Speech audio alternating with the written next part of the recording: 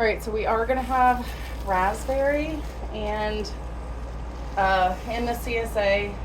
This is what the raspberry leaf looks like. I tried marking some, but it's just not really writing on this plastic. Phil left the roots intact. So if you wanted to cut them off and plant those roots, you will have your own raspberries.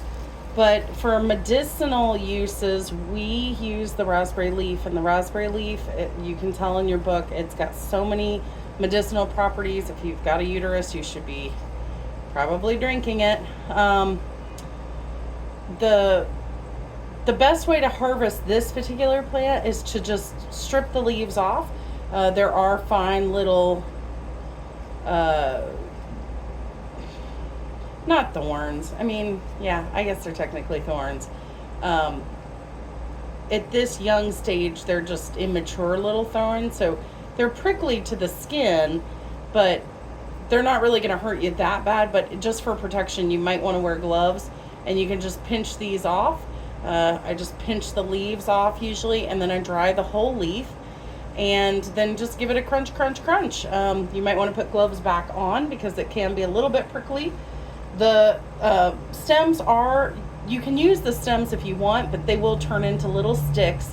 So I recommend, if you're going to use stems, get your leaves off first and then give these a nice good chop, or throw them in the food processor and chop them up. And then when that happens, you can throw those on and dry them. I mean, the life force at this stage, because they're not dried out and woody, they start to get kind of dried out and woody towards the end, but at this stage, they're nice and young, especially the ones that are going to be at the top of your plant.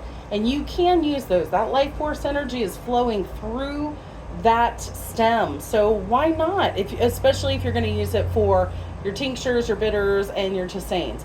But you're going to want them in smaller pieces because those sticks are just going to be hard to work with if they're very long at all. And so you guys are going to get a bundle like this. And like I said, if you want to plant them, otherwise I wouldn't just throw them in your yard because they will try to grow. But yeah, I mean, you can even put them in a pot if you wanted to start them in a pot. Why not? Why not? And have some of your own raspberries next year. I'm sure they'll pop up. And so yeah, so we're gonna throw that in this month. Phil found enough for you guys that we could harvest without compromising all of our berries. And I think you guys are going to be happy. A lot of the plants, like honestly, like thinking about this, besides the oregano and the thyme, and I probably wouldn't put comfrey in it, but all the other plants, you could blend that all together and make a really lovely tisane that would be like your summer tisane, or you could infuse those herbs with water and make a nice like cooling drink.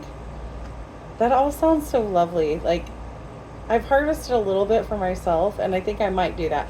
You're gonna have to find the balance though, because that yarrow is gonna have more of a peppery. But if you put like the elderflower and the raspberry and the daylily and the milky oats especially, oh my gosh, that sounds like a beautiful blend. You guys are gonna be crafting and making and doing all the things.